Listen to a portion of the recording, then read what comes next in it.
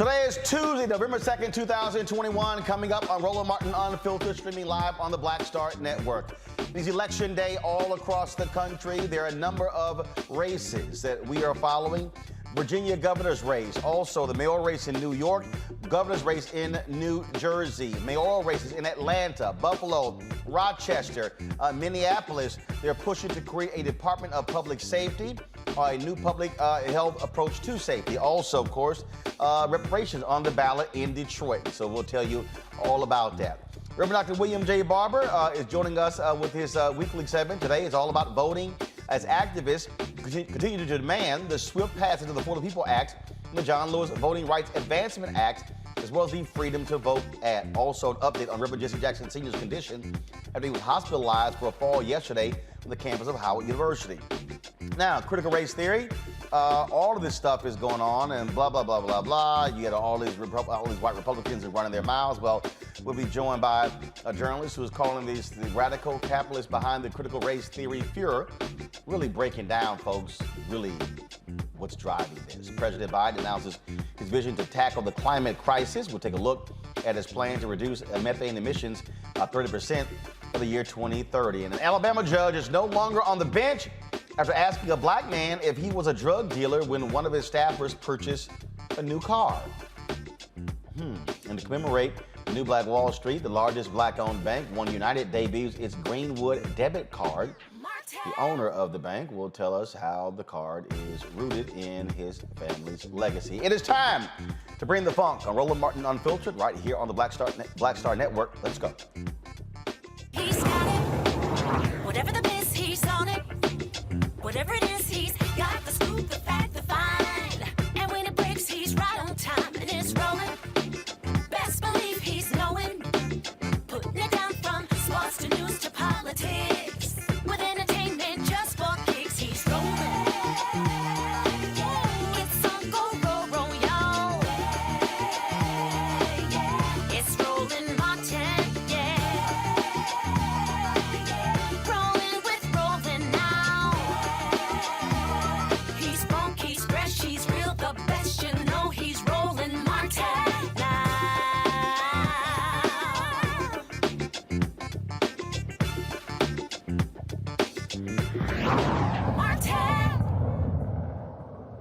Today is election day all across the country. We tell you all the time how these elections take place, not just, of course, presidential races, but congressional races, but also local and statewide races.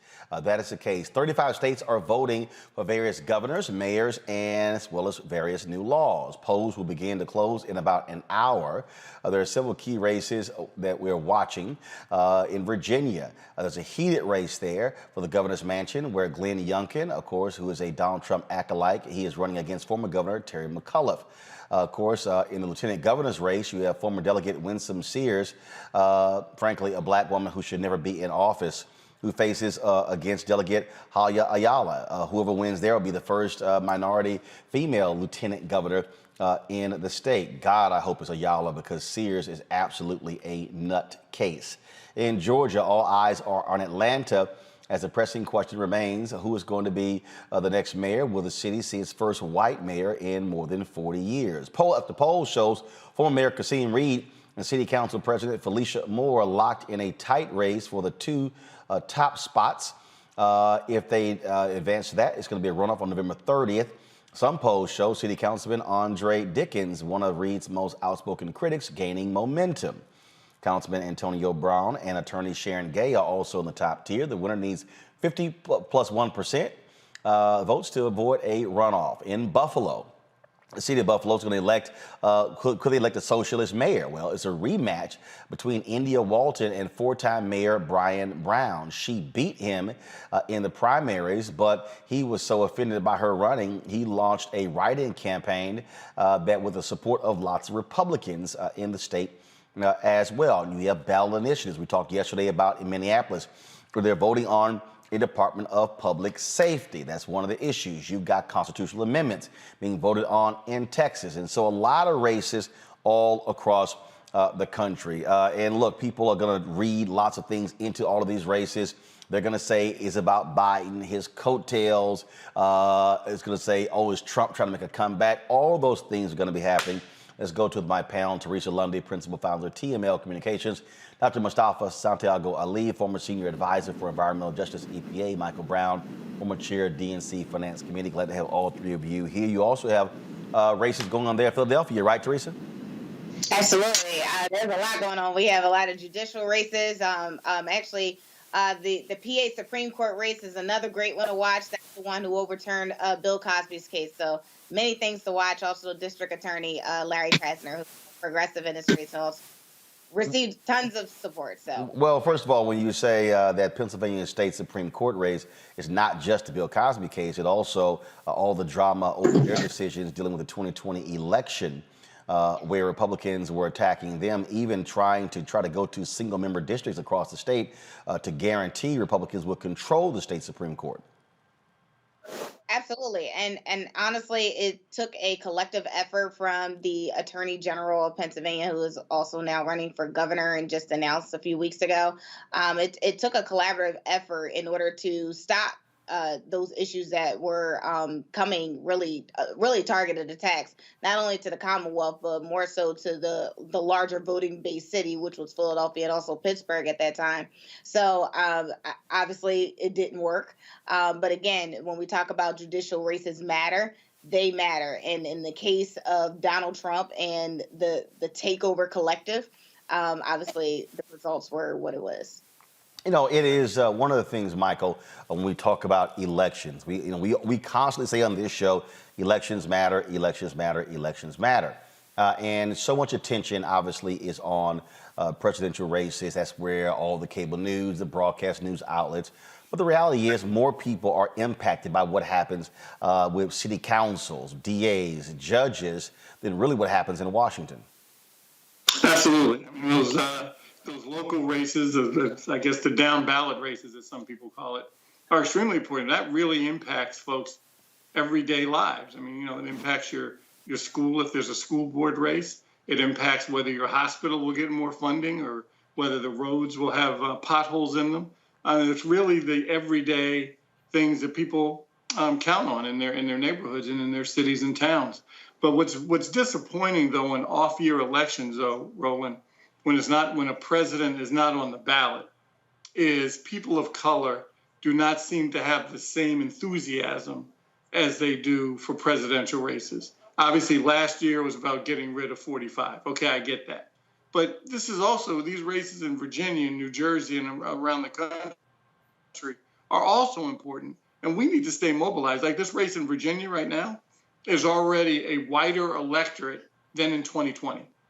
So it's disappointing. We have to step up to vote all the time, not just during presidential races. Well, the thing, Mustafa, when we talk about the point that Michael just made there, that's also a reflection upon state parties, upon candidates, having a plan of action to actually reach those voters. And so what often happens is, there were complaints in Virginia from African Americans that the McAuliffe campaign and the other Democrats who were running did not make a significant effort to reach those voters until the final weeks when polls began to show they were in some serious trouble.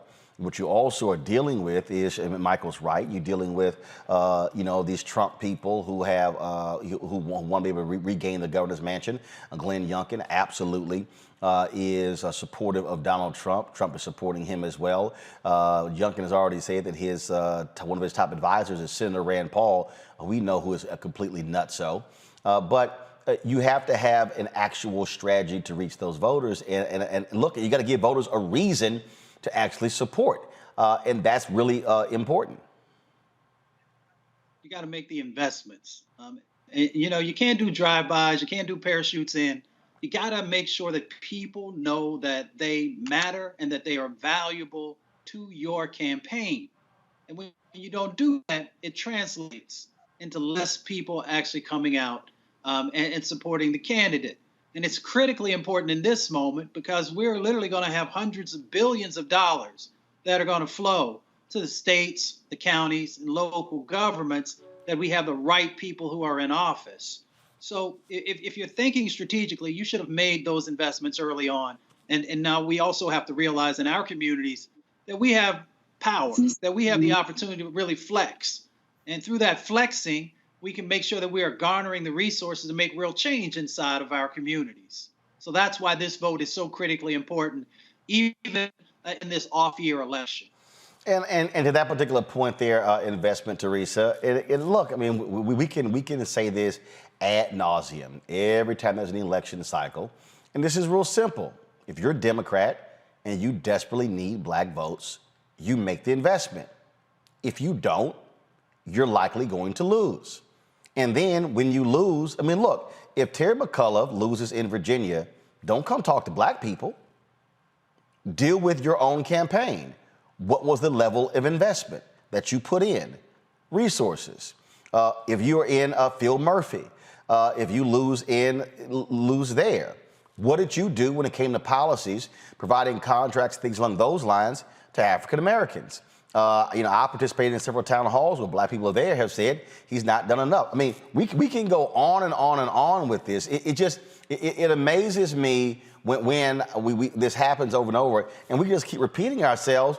And I'm gonna say it right now: if you're the Democratic Party, and you know you need black voters, you've got Senate races next year: Wisconsin, Florida, North Carolina, Ohio, Pennsylvania. Show me the money. Absolutely. I mean, part of it is making sure the staffing reflects the communities that you want to serve. And so I've actually been making a diligent approach here in the Commonwealth, because we do have U.S. Senate races that are coming up. The governor's race, we have also lieutenant governor's race and the attorney general's race. And I am looking at the landscape of their staff. I think sometimes the staff is kind of hidden behind closed doors, but I've been making a crucial effort to some of these media platforms. Like, we want to see what the staff looks like, because part of it is when we start allocating some of those resources and talking about policies that determine what black and brown communities actually receive, it needs to be reflective of the campaign. And I think that's an early start. I think that's something early that every campaign can do. And I also think it's a track record of every individual who is running for a higher public office is to look at the makeup of their administration prior to them running. Did you just make the difference early on, or did you make it when it was necessary in the beginning? And I think if we, again, start seeing those resources and also seeing what those policies come out, maybe, then we can start really getting some policy that actually matters.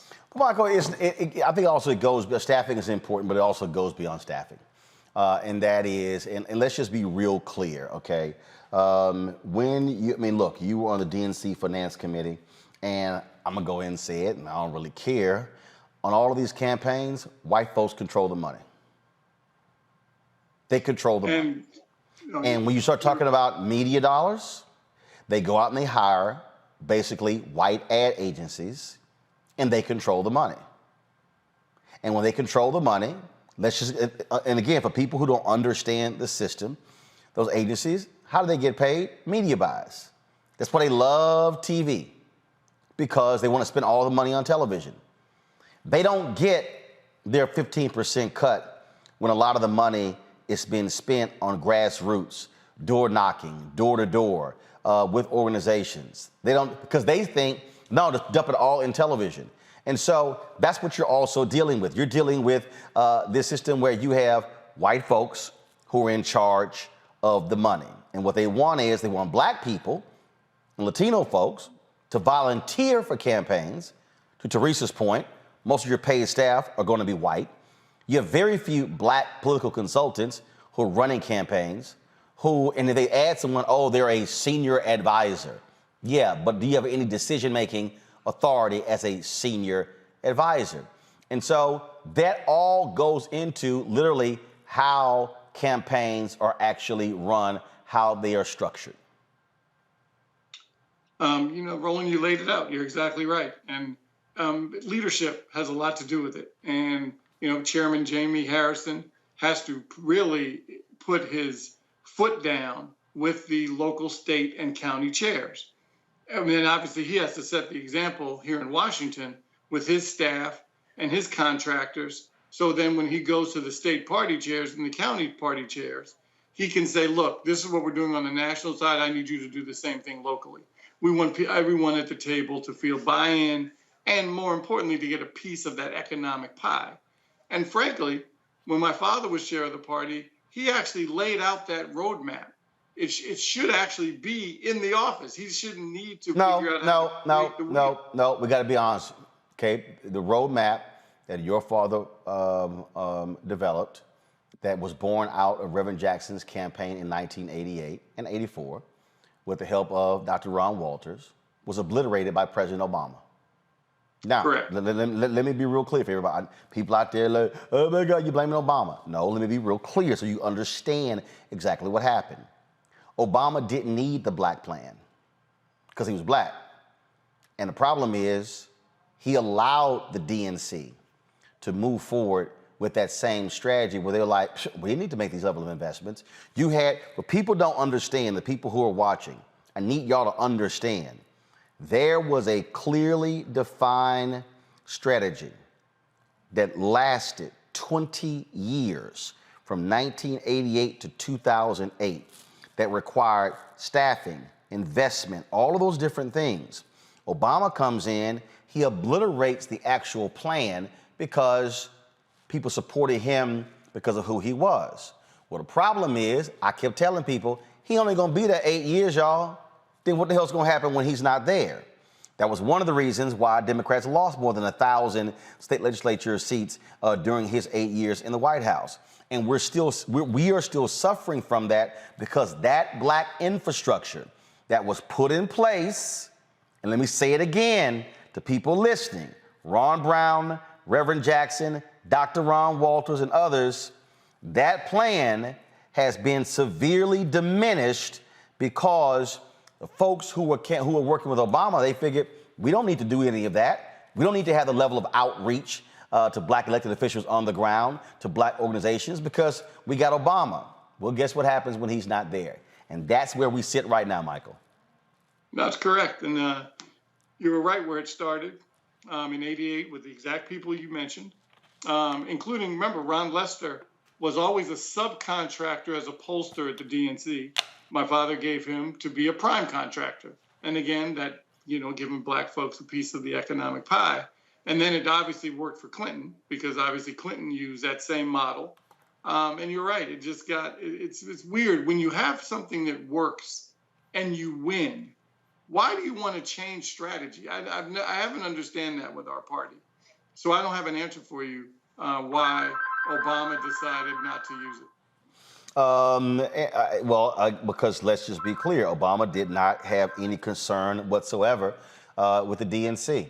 He allowed it to languish, and when they got rid of Howard Dean, that was a bad choice. Tim Kaine was an awful choice to head the DNC. He was being busy being a United States Senator. He didn't have time to run it. Congressman Debbie Wasserman Schultz, awful choice to lead the DNC. You had the same problems.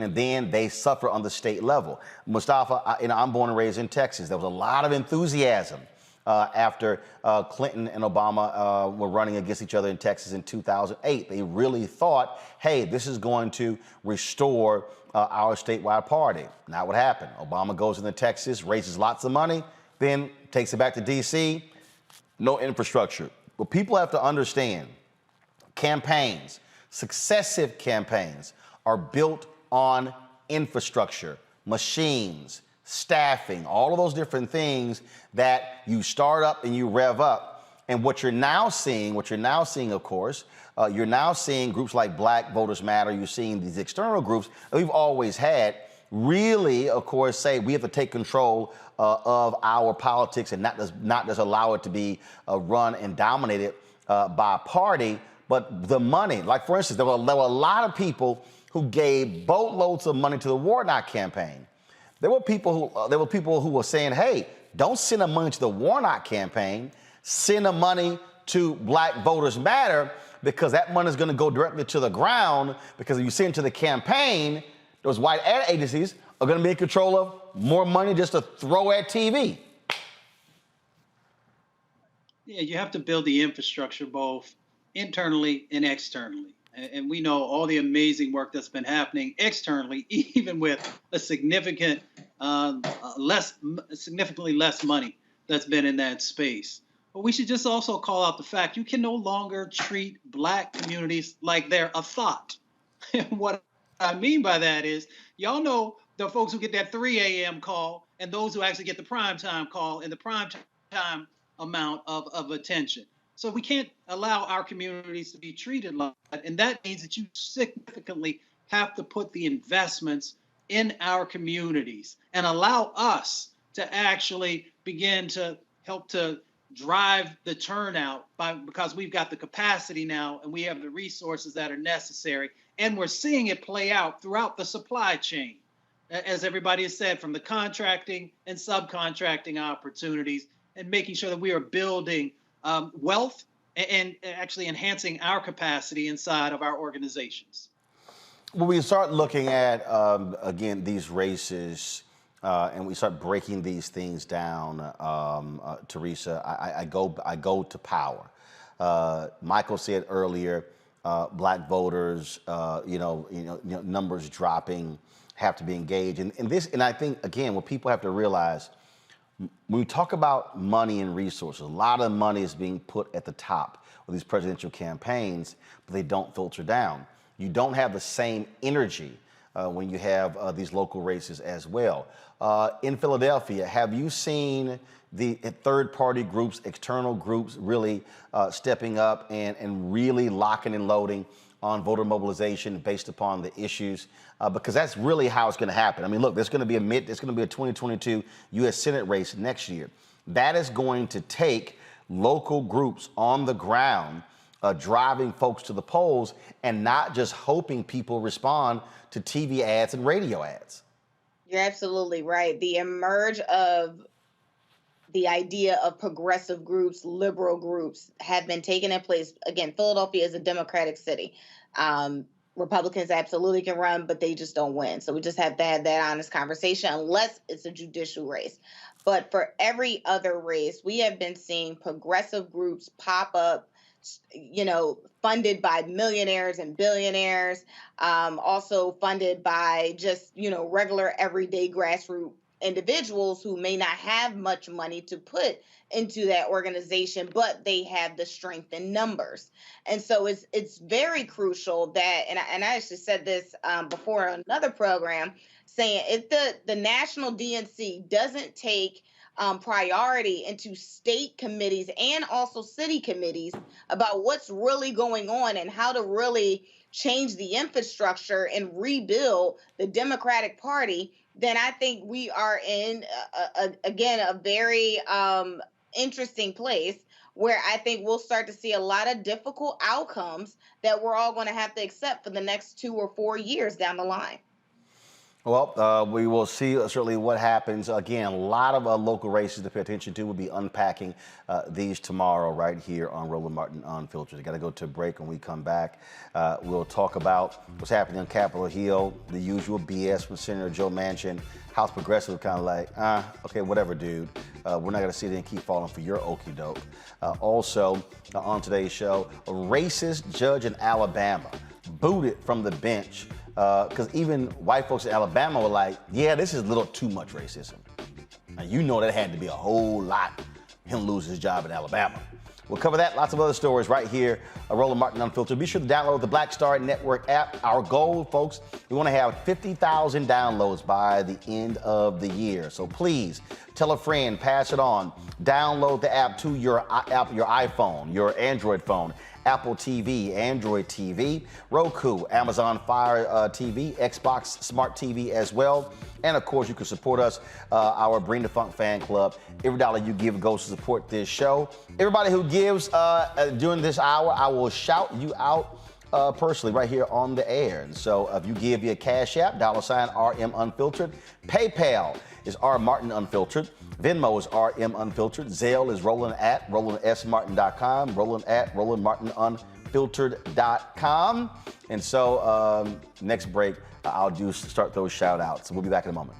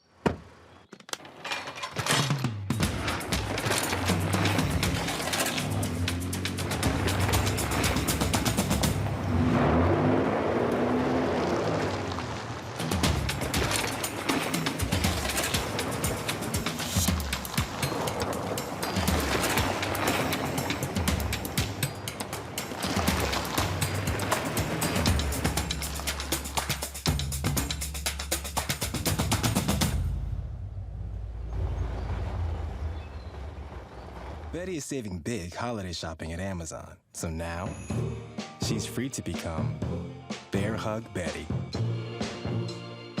Settle in, kids. You'll be there a while. Ooh, where you going?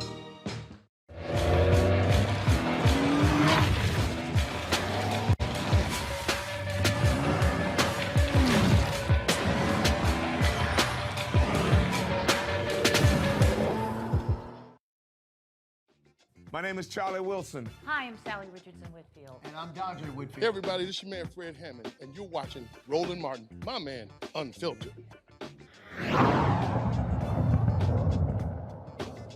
All right, folks, the protests at Howard University continue, where the students there have taken over the Blackburn Student Center.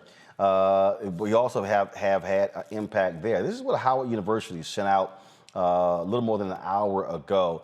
It says hashtag HU Daily Update. We're sad to report the occupation of Blackburn has led to an unintended consequence for the HU community. Due to the cafe being closed, some Sodexo workers have been laid off. We're committed to working with our students to avoid more repercussions like this one. Also, we look at what's happening on their campus. You see the support that's continuing for the students. I'm going to show you in a second. Elizabeth Warren actually sent out a tweet supporting the students in what they are doing. But she took aim at the company that is involved with handling the dorms there. And so this is what she tweeted. For 22 days now, Howard U students have been protesting subpar private equity managed campus housing. Corvius is responsible for these conditions, and it's another example of why we need private equity reform. I stand in solidarity with the students. One of the folks standing in solidarity with the students, Reverend Jesse Jackson Sr. Of course, he has been released from the hospital after falling yesterday. They held him overnight for observation, and the 80-year-old is doing just fine. His daughter, Santita, posted this tweet: family, he's resting comfortably and doing well. We thank you for your prayers. Fighting for you is what he'll always do. His goal is to ensure the well-being of Howard U students. Hashtag mission accomplished. This was a video that was posted on Twitter of Reverend Jackson with the hospital workers at Howard University Hospital. I want to first my thanks to the doctors and nurses at Howard University Hospital for giving me best of service. Yesterday, while walking after a 3-hour marathon, said the president of Howard University had a fall. One of the tendencies when you have Parkinson's is it affects your speech and your stability. So I fell, and I came to the hospital really more for a checkup than anything else. And so they did thorough investigation of all of my parts. I want to thank them again. Thank you, guys. Thank you. Thank you. I'm anxious to get back at work now. I want to get back to meet with the president of the university and meet with the students to work on reconciling their differences. I think that we were very close yesterday, and there are some outstanding points. We agreed that students who are protesting in righteousness and the right reasons should not be expelled from school. We agreed, in addition to that, that the students who are protesting should be students. Somebody verified that they were students, not have anybody interloping into the situation.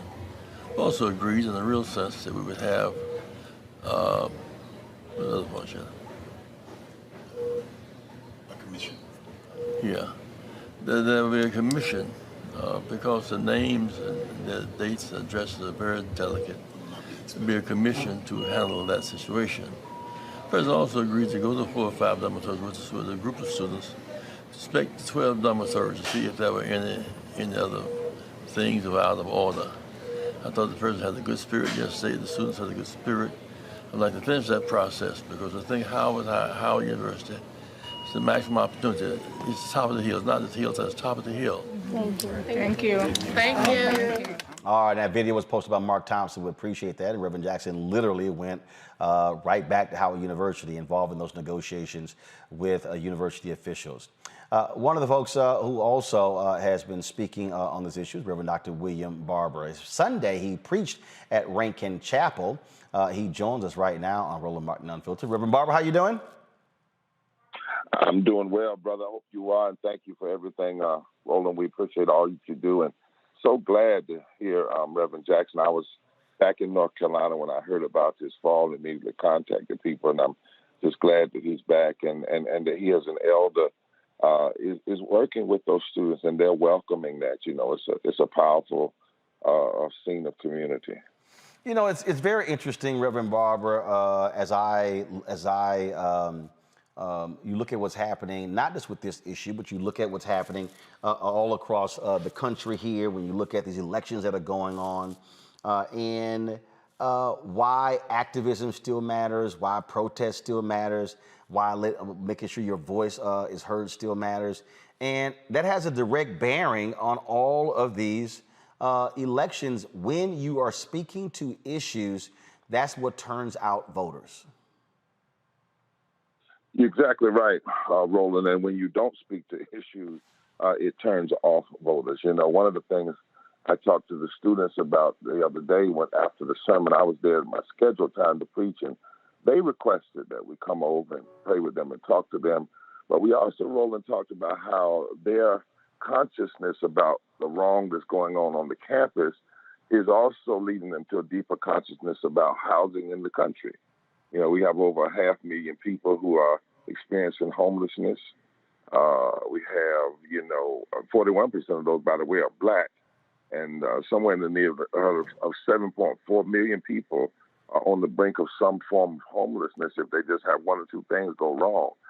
And people want to hear those issues. It's amazing to me, Roland, how sometimes our Democratic brothers and sisters run from what's actually polling popular. I watched the other morning when McConnell opened the Senate. He had the nerve to talk about a 30-year-old whose rent has gone up the last 3 years. He talked about a guy whose gas had gone up, and how if they didn't pass the Build Back Better plan, he would get a better tax break and be able to pay for it. Then I listened to Senator Schumer, and he probably just talked about the numbers, didn't talk about the people, didn't talk about the faces. And the truth of the matter is, affordable housing, universal pre-care, health care for all, money for community college, free college, all of these things, the people want them. $15 minimum wage in a union. But you've got to put a face on it. And if you don't do that, then you get stuck and you allow somebody like Manchin to take over the debate and act as though there's this problem with the deficit, there's this over expenditure. If you listen to Manchin talk, you would think we're spending $3.7 trillion or $1.7 trillion tomorrow and not over 10 years, which is really what's going on. And in fact, we really ought to do $10 trillion, $1 trillion a year, and that could be handled with the tax on billionaires. And if you told people what that was actually going to do for their daily lives, you would get massive support from the community. As waiting for these election results, as we're looking at what happens tonight, frankly, no matter what happens, whether Democrats win in Virginia or New Jersey, whether they lose, this should be a dry run for both of these parties to speak to poor folks, to speak to, because we constantly hear this, and it is ad nauseum. And President Joe Biden does this, and frankly, it's idiotic. The middle class, the middle class, the middle class, the middle class. The middle class are not the only people who make up this damn country. And so if that's the only group you keep talking to, and you never mention those who are below the middle class, they're sitting there going, well, hell, do we matter? Exactly. And we just did a study. You talked about it before. We just completed it called Awaken the Sleeping Giant.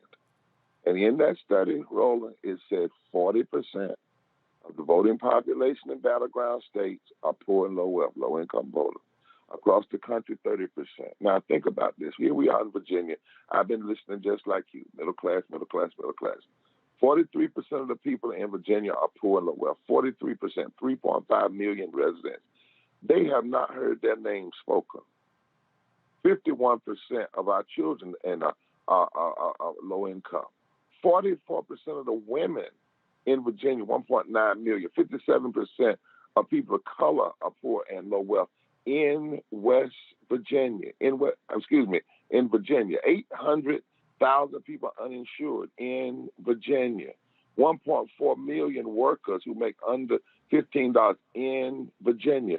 So how in the world are you running a campaign and literally not speaking to 30 to 40% of the population? It makes absolutely no sense.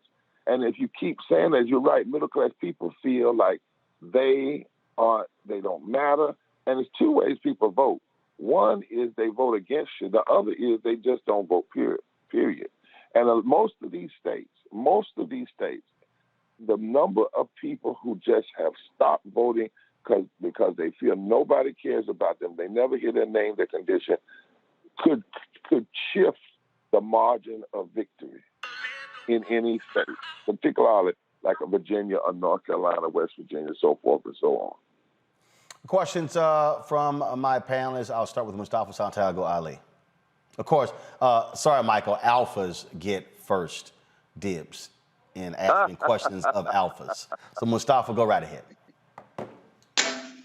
Reverend Barber, thank you so much for the work that you continue to do. I'm curious, and I know that you've been working on this. You know, how do we get these politicians to begin to do the right thing? I know that you've pushed Manchin, Cinema, and of course a number of other folks who are also there on the state level to begin to move their policies forward in a way that actually resonate with everyday folks. Is there anything else additional that we should be doing? Well, I do think so, brother. Thank you for that question. You know, regardless of what happens with this election, regardless of what happens with this BBB plan, that is a tremendous step. It's a step, but it's a transformative step. It's not the end of the journey. It should be much more, but we are. It's an important step. And it's important change in some of the things that are finally being addressed that we're saying we ought to invest in. I believe if you look through history, that there has to be a massive populist movement, what I call a moral fusion movement, and there always has to be a day that's a declaration where people say we're not going to be quiet anymore. So what we're doing, we're mobilizing now toward June 18th, 2022, for the most transformative generation of transformative gathering of poor and low wealth people, their allies, moral and religious and economists, for not a day, not a gathering in Raleigh or in Washington, D.C., just for remembrance, but a declaration that we are not going to be quiet. We're not going to have 40% of the voting population and nearly 50% of the country constantly dismissed. And we're working toward that now, mobilizing towards it, and then we'll be organizing it afterwards to flex power. The second thing I think we have to do, you know, we played too much kid gloves with Manchin and Cinema. You know, we're going to do a piece this week. In fact, we'll talk to you tomorrow, Roland, about it. Why hasn't anybody just come out and said, Manchin, your policies and your blocking the Build Back Better plan is in fact a form of systemic racism and a form of systemic classism, and then showed the numbers. Everything Manchin has blocked since February of this year has had a disparate impact on black people. When he blocked $15 in union, he blocked 41% of black people from coming out of poverty and lower. That's racism. If either he doesn't know it, which is an incompetence, and if he knows it, that's worse. If you look at these bills that are being passed and proposed, the infrastructure bill, 89% of that money goes to white men.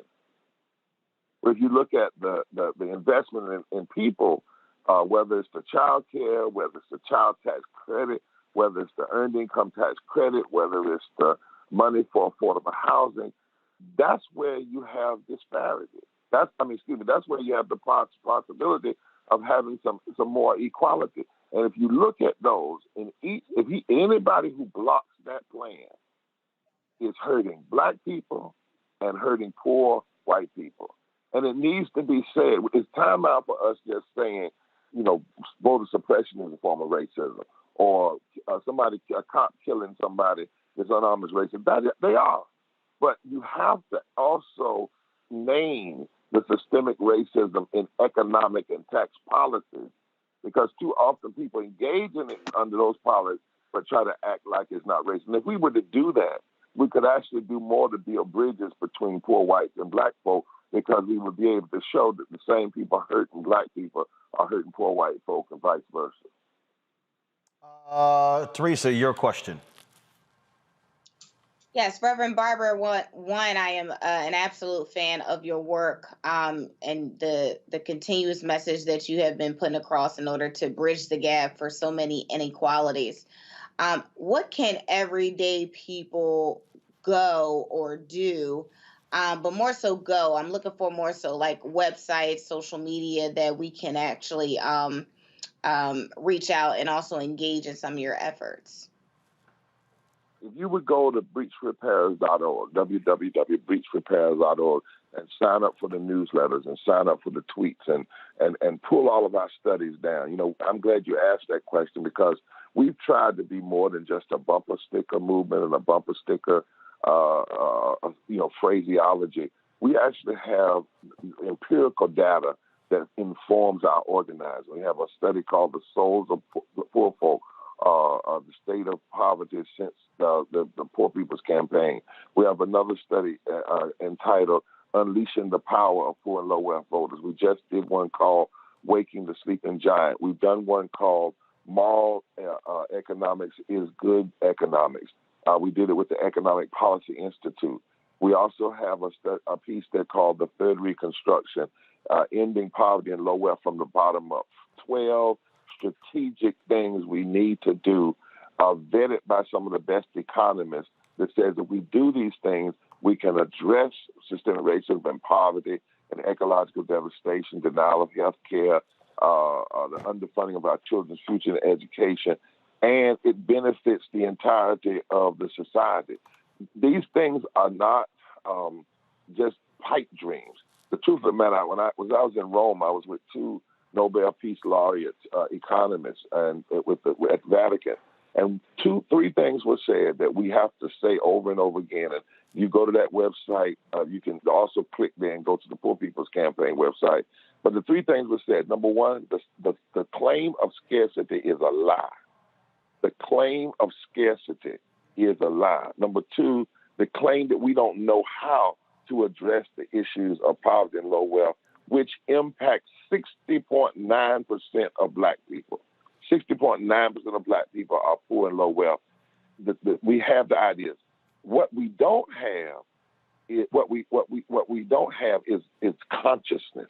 The scarcity is in the consciousness of this country, and that's only going to be changed by mass movement. So we want people to go there, read up, and then join up so that we can continue to mobilize in this country.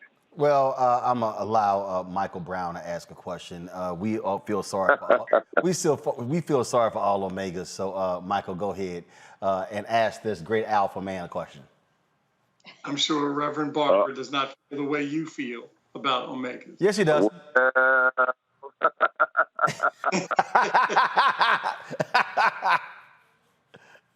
I ain't that saved yet, Doc. I'm just messing. Go ahead, Doc. Reverend Barber, it's always a pleasure.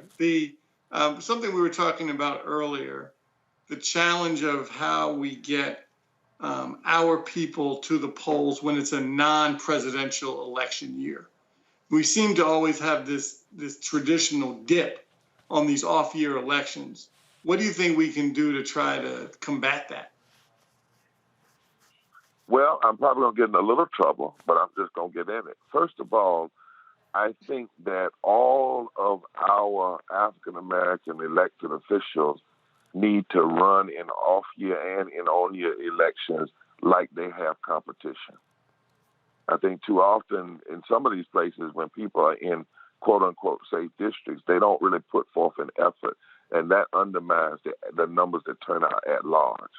I hope that there has been an all-out, every person that was elected, went to Virginia, for instance, in some way. But number three is we've got to get our people voting an agenda and not just a personality. Because if we keep staying with personality, we're going to be in trouble. And that's why we got to make sure that we are putting forth an agenda and organizing people. We call it being a movement where people vote with an agenda. We call it mobilizing, organizing, registering, and educating, called it Doing More. Let me tell you an example of what I mean by that. In the off-year election in Kentucky, there was a Republican incumbent and it was a Democrat running.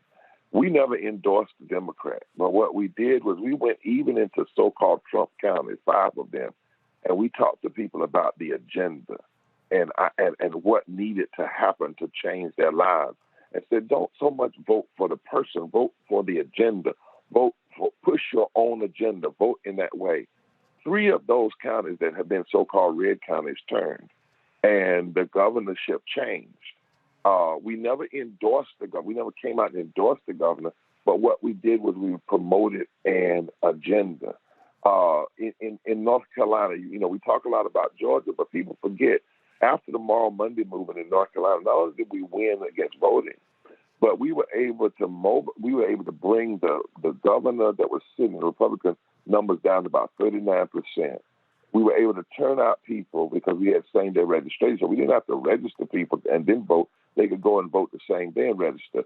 But by pushing people around an agenda, we were the only southern state that won a Democratic governor, Democratic Secretary of State, Democratic Attorney General, Democratic leaders of the state Supreme Court, and broke the veto-proof legislature so that they can't pass all these crazy laws because the governor has enough veto power to stop it. So we have to drive folk to the polls around agendas and not just personalities. And that's the work we've got to do. And it's got to be work that we do among black people that are conscious, white people that are conscious, brown people that are conscious. I want us to never forget, for instance, when the march from Selma to Montgomery was probably the most diversified march of the civil rights movement. Think about that. And at the end of that march, Dr. King said something that I think we ought to analyze again and again and appropriate. He said that the reason that we have segregation and voter suppression, he said, was the fear of the Southern aristocracy. Their great fear of the masses of poor Negroes hooking up with the masses of poor white people, joining around an agenda and voting in such way that they change the economic architecture of the nation. That has always been the fear of the elite and the racist aristocracy in this nation. That's their fear now. That's why they're trying to drive certain people home and make them stay home. And we cannot do this personality by personality by personality. It's got to be what energizes folk is the agenda. All right. Reverend Barber, you mentioned the upcoming event y'all are having. What's that again? Well, we're going to be back in West Virginia on Monday. And we're going to take a group of economists, including Jeffrey Sachs, renowned economist. He came back mostly and said, look, I want to go to West Virginia and tell these folks how they're being used. And he wants to go right at this foolishness that Manchin has been talking about he needs stuff, what he scored and about the deficit. And so we're actually going there. And then I got something I want to tell you a little later, Roland, but I've had about over 100 West Virginians say, they're sick of this and they want to come back to D.C. So we're working together on that. And then on Thursday night, you can tune in online. The Poor People's Campaign, the Institute for Policy Study, and the Economic Policy Institute, we're doing a piece called What's in It, What's Not in It, and Where Do We Go From Here? It is a full analysis of this BBB bill, disaggregated by race and geography, so that people can really understand what's in it, what's not in it, and where do we go from here. Thursday at 8 o'clock, you can go to our website and tune in. Well, it sounds like you need to have a whole bunch of people in mainstream media watch that because they've spent too much time focused on the process and the number and not what's actually in the plan. That's Roland, except for you and a few others, that's the media's fault. The same thing they did with Trump. When they allowed him to come on and have all this airtime and never checked him and built him up, it's the same thing now. They talk about this plan. They're not talking about who it impacts. They're not talking about what's in it. And they're not allowing this question to be asked. It's not what does it cost if we do it. The real question is what does it cost if we don't do it. Oh, and by the way, I'm leaving tomorrow, going to Brunswick, Georgia, with the March family there, and Barbara Anwan, and Wednesday and Thursday, because we can't let that case either just kind of slip off the radar screen. That was a stalking, a killing, and a hunting, and there must be serious consequences to what happened. All right, then. Reverend Dr. William J. Barber, we appreciate it. Thanks a lot. God bless. Take care, man. Yes, sir. Thanks a bunch. All right, folks, got to go to a break. We come back more Roland Martin Unfiltered right here on the Black Star Network. Let me give a shout out here real quick to Talton Hall. Thank you for your contribution. Also, Tommy Williams, thanks a lot. Jacqueline Crowder, Yanantin Desta, Brandon, Antonio, Norminke Holmes, Joanna Moore, Joel Clark, Shirley Williams. Thank you so very much. Let's see, am I missing anyone? No, that's it. So if you want a personal shout out supporting our Bring the Funk fan club, just hit us up, Cash App, $RM Unfiltered. Of course, PayPal is R Martin Unfiltered. Venmo is RM Unfiltered. Then again, Cash App, $RM Unfiltered. PayPal, R Martin Unfiltered. Venmo is RM Unfiltered. Zelle, Roland at RolandSMartin.com. Folks, going to a break, and certainly want to thank Nissan, Buick, and Amazon for being partners with us here at Roland Martin Unfiltered and the Black Star Network. Back in a moment.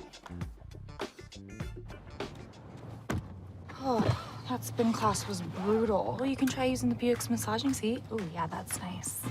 Can I use Apple CarPlay to put some music on? Sure. It's wireless. It's something we all like. Okay, hold on. What's your Buick's Wi-Fi password? Buick Envision 2021. Oh, you should pick something stronger. That's really predictable. That's a really tight spot. Don't worry. I used to hate parallel parking. Me too. Hey. Really outdid yourself. Yes, we did. The all-new Buick Envision, an SUV built around you, all of you. Once upon a time, there lived a princess with really long hair who was waiting for a prince to come save her. But really, who has time for that? Let's go. Feeling myself. I'm feeling She ordered herself a ladder with Prime one-day delivery, and she was out of there. I want some hood girls looking back at it and a good girl in my tax bracket. Now, her hairdressing empire is killing it. And the prince? Well, who cares? Prime changes everything. Hi, I'm BB Winans. Hey, I'm Donnie Simpson. What's up? I'm Lance Gross, and you're watching Roland Martin Unfiltered. All right, folks, y'all have seen all of this stuff by critical race theory. You've seen right-wingers out here lying, just making stuff up. You got people showing up at school board meetings acting a damn fool. But just so you understand how crazy this whole thing is, you have to understand when folk are constantly hit with lies and how they can't even tell you what the hell critical race theory is. So watch this video. The folks with the Good Liars did this video talking to a man in Virginia, okay, who says CRT is the most important issue until he's asked, what is it? Okay, watch. What's the most important issue in the governor's race here in Virginia? Getting back to the basics of teaching children, not teaching them critical race theory. And what is critical race theory? Well, I'm not going to get into the specifics of it because I don't understand it that much, but it's something that what little bit that I know I don't care for. And what have you heard that you don't, well, that you don't like? I'm not going to, I don't have that much knowledge on it, but It's something that that I don't care for. What's the most important issue in the governor's race here in Virginia? Wow. I don't care for it. I don't know what the hell it is, but I watched Fox News and told me that I should be against it. Conservatives have led to bans all across the country: Idaho, Oklahoma, Tennessee, Texas, Iowa, New Hampshire, Arizona, South Carolina, literally banning something that doesn't even exist in their schools. 20 other states introduced legislation that would restrict or eliminate it in schools. The origins, of course, the anti-critical race theory movement are unclear, but a team of researchers discovered billionaire, one of the Koch brothers, one has since died, were funding research and campaigns against critical race theory through all of the various groups that they fund. The Uncoke campus team has done extensive research on how this divisive campaign intentionally spread like wildfire. Joining us now from D.C. is Executive Director of Uncoke My Campus, Jasmine Banks. Jasmine, glad to have you on the show. Now here's what I find to be real interesting, Jasmine. And first of all, people refer to the Koch brothers, but one of them died last year. Okay, but the one who is still living, he's given a shitload of money to the Thurgood Marshall Fund, okay, targeting HBCUs. Yet, that's what the left hand's doing. But then the right hand is over here driving the very things that target black people. Mm-hmm. Yes. Yeah, absolutely. That's a question that folks often ask me. And, I'm from Oklahoma and Arkansas. I'm here in the South. And there are plenty of folks who fly Confederate flags that support policy that disproportionately is anti-Black, but claim they have Black friends, and citing funding, the United Negro College Fund, Thurgood Marshall. The Koch network has been incredibly strategic at identifying folks within identities that they can use as shields against criticism. And so part of our analysis at Uncoke My Campus is really encouraging folks to adapt some rigor and to look at the material outcomes of their investment.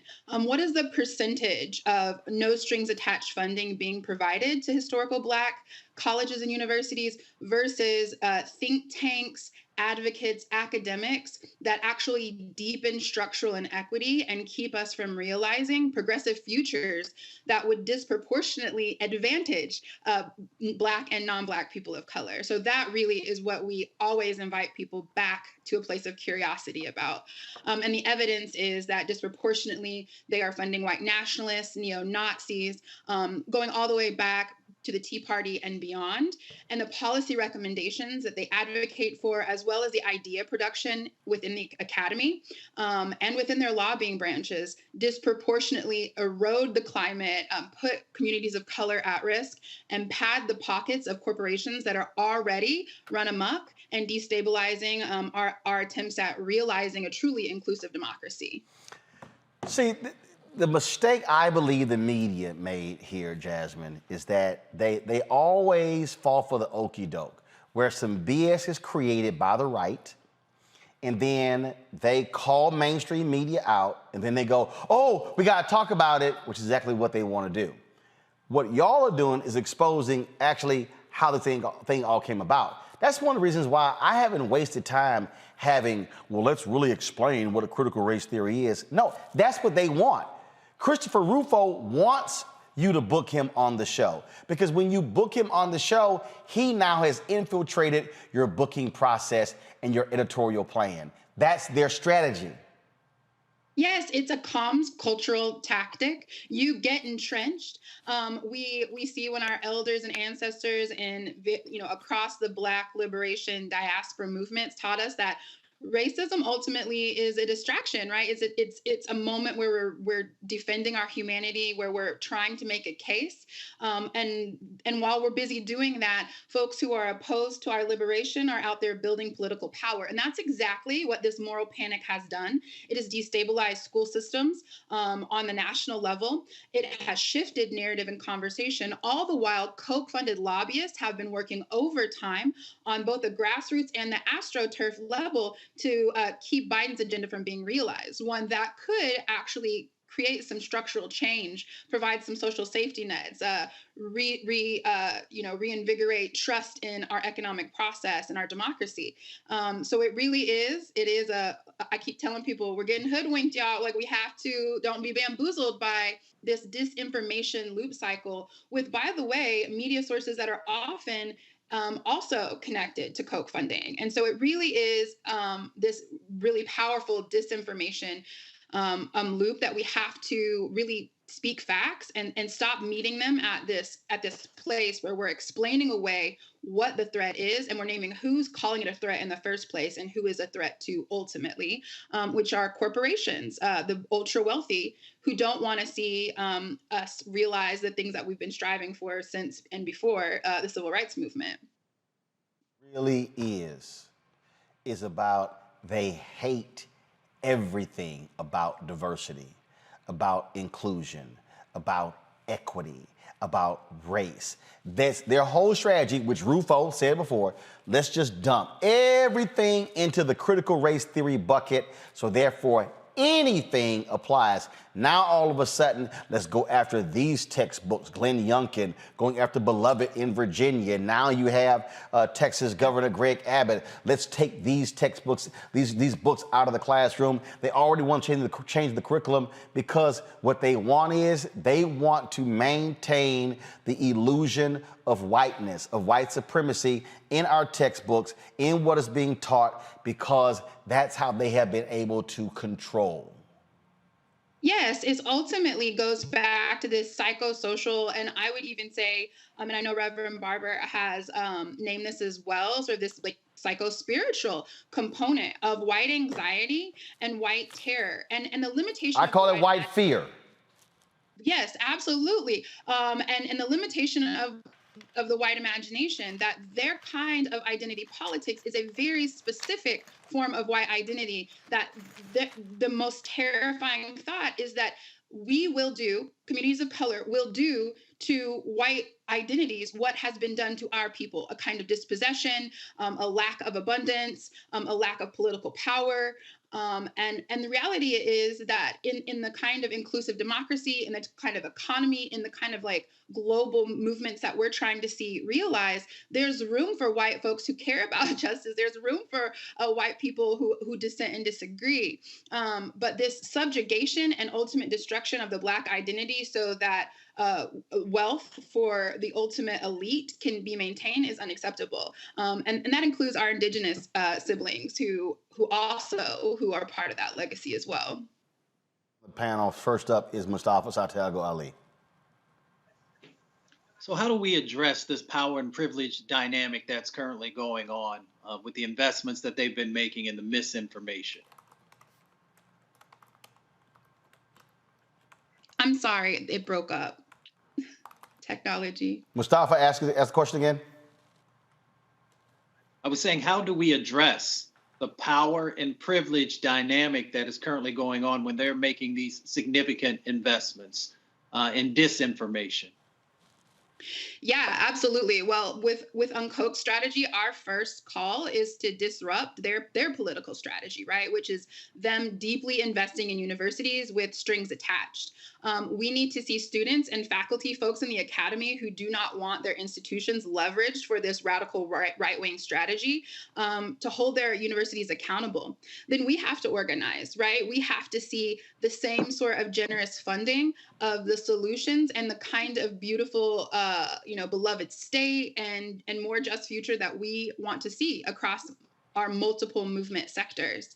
But ultimately, it starts with divestment and following the money and understanding the true landscape. And Uncok organizes students, educators, community stakeholders every day to do just what you said, which was to check the power and to really help administrations see how they've been captured and how they're being used as these image laundering institutions to obfuscate ultimately what Charles Koch and his cadre of wealthy right-wing donors have been doing for over 50 years now.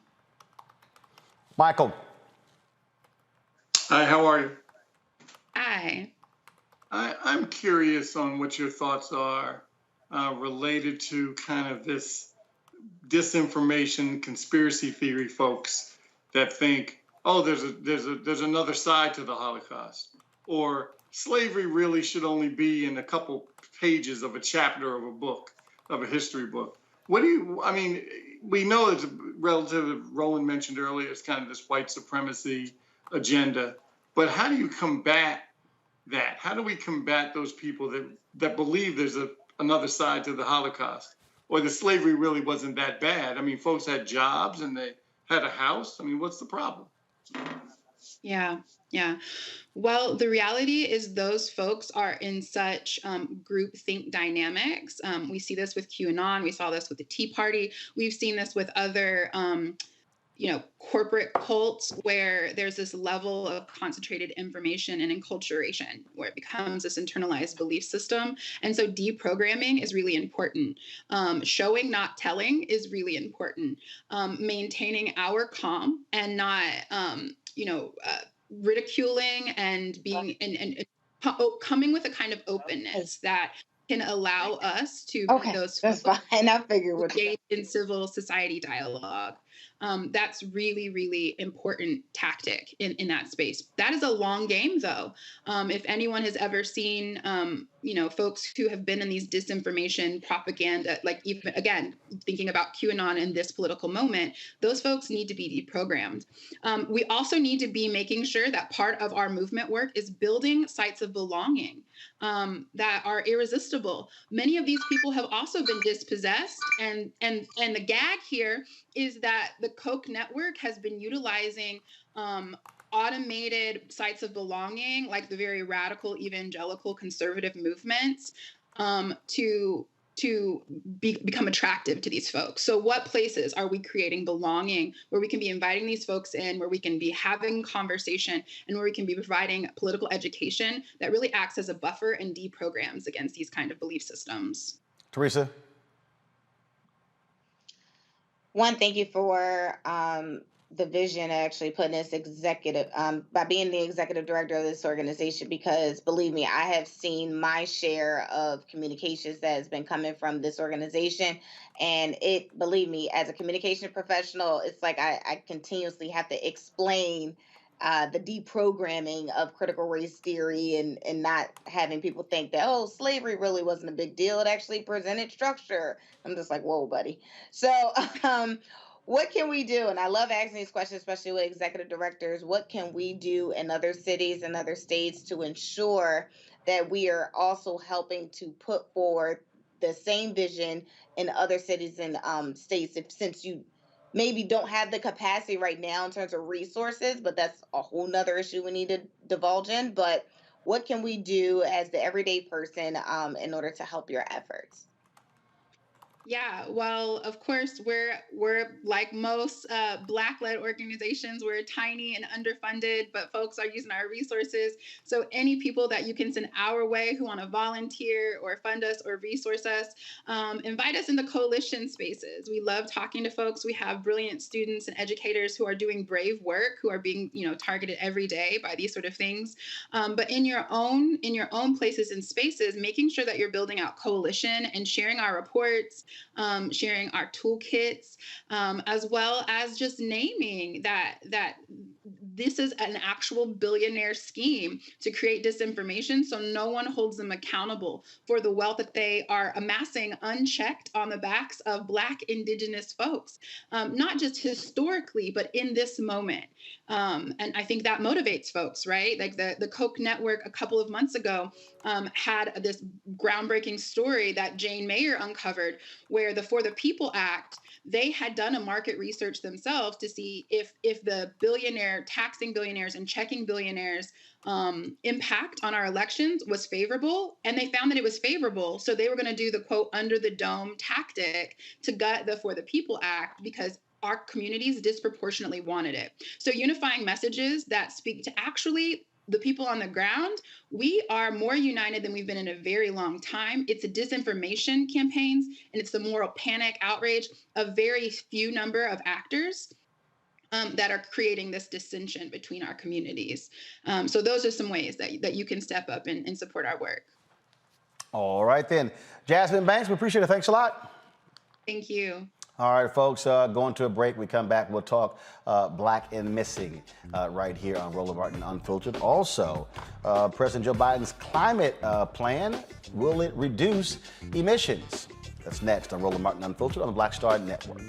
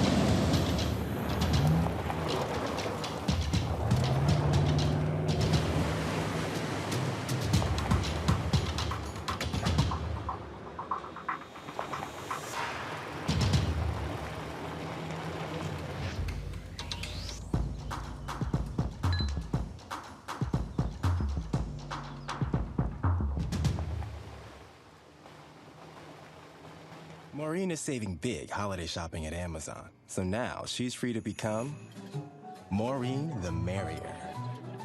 Food is her love language, and she really loves her grandson. Like, really loves. What's up, y'all? I'm Will Packer. Hello, I'm Bishop T.D.J. What up, Lana Well, and you are watching Roland Martin Unfiltered.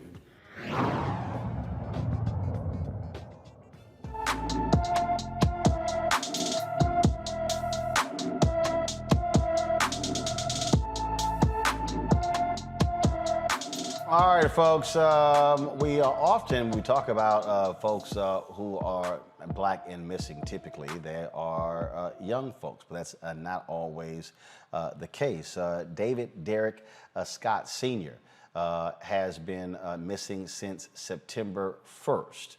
Again, September 1st. He's 5'9", 145 pounds, salt and pepper hair color, brown eyes. But again, missing from Washington, D.C. If you have any information, folks, about him, first of all, he's 61 years old, last seen last Wednesday again in D.C.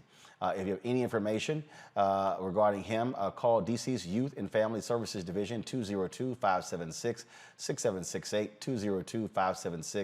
202-576-6768. In the trial of the three men accused of murdering Ahmaud Arbery, the attorneys hope to begin opening arguments by Thursday. They only need to agree on 4 more potential jurors to get to their goal of 64 so they can begin the second phase of jury selection. Travis and Gregory McMichael, along with William Roddy Bryan, are charged with chasing, gunning down Arbery while he was jogging in a South Georgia neighborhood 2 years ago. Former Louisiana police officer faces a federal indictment for kicking an arrested man in the face and head, then lying about it. Jared Desadier was arrested last year on state charges involving Timothy Williams, who sued him and the other officers in April. Desadier faces 2 counts, willfully depriving an individual of his right to be free from unreasonable seizure and witness tampering. Desadier faces up to 30 years in prison for both charges if he is convicted. Folks, Alabama lawyers are pushing to clear the names of Rosa Parks and Martin Luther King Jr. posthumously. Civil rights lawyer Fred Gray says their convictions remain on the books. He says an effort is possible to clear their names after another civil rights pioneer, Claudette Colvin, a former client of his, requested a judge to expunge her arrest and conviction records last week. Both Parks and King were arrested several times during the height of the civil rights movement. Gray, again, was the attorney for both of them, actually all 3. A new interactive Juneteenth museum is set to open in 2023. Juneteenth commemorated when troops arrived in Galveston, Texas to free remaining enslaved folks 2.5 years after the Emancipation Proclamation was signed. President Biden made June 19th a federal holiday this year after Opal Lee and others led a campaign garnering more than 1 million signatures. The museum will have educational programming about the legacy of slavery and how African Americans overcame its obstacles. And so, pretty cool. All right, let's talk public policy here and climate change. A big announcement was made with President Joe Biden and other world leaders on what they are going to do to address emissions in the world. Now, Biden laid out his new initiative to combat climate change across the globe at the UN Climate Summit. We're proposing 2 new rules. One through our Environmental Protection Agency that's going to reduce methane losses from new and existing oil and gas pipelines. And one through the Department of Transportation to reduce wasteful and potential dangerous leaks from natural gas pipelines. They have authority over that area. We're also launching a new initiative to work with our farmers and our ranchers to introduce climate-smart agricultural practices and reduce methane on farms, which is a significant source as well. And this is all part of our new methane strategy, which focuses on reducing the largest source of methane emissions while putting thousands of skilled workers on the job all across the United States. All right, folks, Biden's methane emissions reduction action plan will push oil and gas companies to more accurately detect, monitor, and repair methane leaks from new and existing wells, pipelines, and other equipment. The agency estimates, first of all, the EPA estimates that the rule will cut 41 million tons of methane emissions from 2023 to 2035. Also, deforestation is an issue they raised as well. Let's go to Mustafa Santiago Ali, of course, who worked at the EPA, works with environmental justice. So walk us through this. What does this this really, really mean, Mustafa? What can it change? How could it impact us? Well, it gives us an opportunity to address the 2.4 million miles of fossil fuel pipeline that we have running across our country. Methane warms up the planet faster than carbon does. So it gives us an opportunity to get those fugitive emissions under control. And it also gives us an opportunity to address the flaring because many of those facilities are actually located in our communities. So as we are making sure that we're getting our arms around and capturing this methane, it also helps us to deal with the co-pollutants, which also in many instances have significant impacts inside of our communities. So this gives a step in the right direction. There's lots of other pieces of the environmental and climate platform that have to be addressed, but having both our country and other countries signing on to address methane gives us an opportunity to move in the right direction. What we are seeing here, Teresa, is an effort by the Biden administration to undo the disastrous reign of Donald Trump and his lackeys.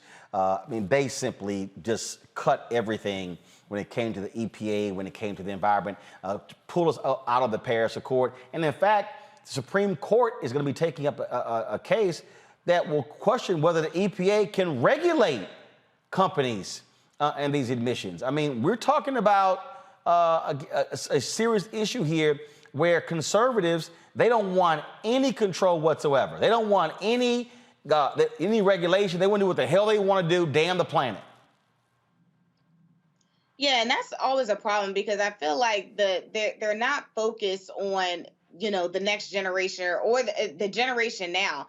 I mean, if the climate change hasn't been a front face issue in terms of the random wildfires, you know, we're still experiencing, especially up in the north, springtime and summer in months where it's supposed to be cold, and the little signs that nature has shown us that it is time for a change. And so when we see Republicans, you know, who have probably had over 50 plus years on this earth and has enjoyed it, not thinking about the rest of us that are in these communities that have to live with these type of pollutants. And so it's interesting that when they say Republicans, when they say that they care about, you know, being conservative with their spending, but they also care about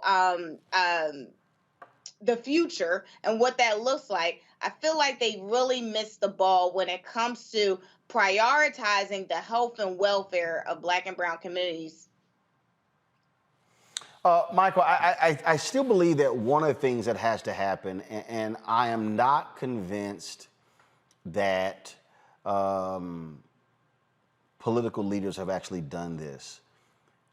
That is, they have not, to me, properly connected environment, life, and jobs. This is what I mean. The kryptonite in America against anything is, oh my God, this is going to cost us jobs. It's going to hurt the economy. You have to have a counter to that, and it has to be repeated over and over and over again. That's how they are able to kill many of these climate change initiatives. Yeah, and they've mastered it. They realize that it's so much more complicated to talk about and define climate change, how it's man-made, what the consequences are, rather than saying, oh no, it's a hoax, it's not a big deal. We lost obviously 4 years under the previous administration of doing nothing, as you have mentioned, and the other panelists have mentioned. And now we're at a point where some of these activists that were over in Scotland have already started making statements that this, I think, and correct me if I'm wrong, this is like the 26th meeting like this of world leaders for climate change. And they're saying nothing's been done. For what the public officials, in not just in the United States, but countries around the world, seem to be frightened to deal with the business community, because the business community, they would have to change their business model to be able to do what needs to be done to save our planet. And obviously they contribute to campaigns And it makes it very difficult for folks to stand up to folks that are helping to fund them. I mean, absolutely. And this, I mean, Mustafa, again, when we were talking about this battle, and we're talking about this constant deal, I mean, that's the battering ram they use. Jobs. This is too costly. It's going to cost us jobs. And of course, I hear the argument, well, with no earth, it doesn't matter about jobs. But there still has to be a way to connect to the minds and the hearts of the individual who are being impacted by climate change. And I just think that as somebody who knows climate change is real, it's still a matter of being able to message that to get somebody to go, oh, damn, now see what you're talking about. Yeah, well, you know, they've been using that false narrative that you have to choose between jobs and the environment for years. They did it when they said that we need to get lead out of gasoline, and they said if you do that, you will kill the car industry, and that was proven wrong. When they said that, you know, if we began to address acid rain, that once again you would kill the economy. Both of those issues were dealt with, and at the same time, hold on, Mustafa. But has that been put into a 30-second or a 60-second ad? No. Because again, I'm showing juxtaposition. They said if we require seat belts and this, all the big three automakers will go out of business. Safety, acid rain, this, pollution, this. See, to me, it has to be, again, the attention span of Americans is short. And again, I think progressives love issuing white papers as opposed to knowing how to communicate in 30 and 60-second sound bites. That, to me, I think is just also what has to be a different way. How you communicate to the masses to get them to go, oh, dang, you're right. Yeah. Well, that's what I have to do. When I go into Appalachia, everybody see what I look like. I got locks. I'm a man of color. So I have to be able to have conversations with folks about all these new sets of economic opportunities. And then I have a conversation about climate. So, you know, we're having these sets of millions of new jobs. But what does that actually mean for somebody who lives in West Virginia or Kentucky or Ohio or Western Pennsylvania? And when we begin to unpack that, because people can understand that they've been working with their hands and their minds for years down, whether in the closed down steel mills or they were coal miners or whatever the occupations may have been that are disappearing, that folks then their minds start to open up. But then you got to also make sure that those jobs are going to be sticking around, and you got to make sure that people are going to get paid at a level that, you know, that helps them to be able to take care of their family and put a few dollars into savings and, you know, those different types of things. And then people start to actually pay attention. And then you can also tie it to the public health things, because there's a couple of things that actually get people's attention. One is jobs. The other one is the public health. And then when you can tie those into what's going on around environmental and climate issues, you can have a conversation in lots of parts of the country. But, you know, a lot of folks don't take it that way. They want to have conversations about parts per million and parts per billion, which mean absolutely nothing to Mrs. Ramirez or Mr. Johnson. So you know what? So you're in the communication space. So I'm just wondering again. A lot of people may not remember there was a great actor named Yul Brynner. He was a big-time smoker, and this was a commercial that was put out that, man, hit folks in their face when it came to tobacco. Watch this. The late Yul Brynner. I really wanted to make a commercial when I discovered that I was that sick and my time was so limited. I wanted to make that commercial that says simply, now that I'm gone, I tell you, don't smoke. Whatever you do, just don't smoke. If I could take back that smoking, we wouldn't be talking about any cancer. I remember that, and that hit a lot of folks in the face. And I think you gotta put a face on this climate change issue That's one of the things that Reverend Barber and the Poor People's Campaign that they do effectively. They don't just talk about this issue in sort of this esoteric or this sort of detached way. They put the people front and center to convey the issue, Teresa. Absolutely. And you're absolutely right. When it comes to getting to the American people under 30 seconds, it has to be very clear and concise. Otherwise, it just doesn't work. And it's unfortunate because people are just dumping money into white papers.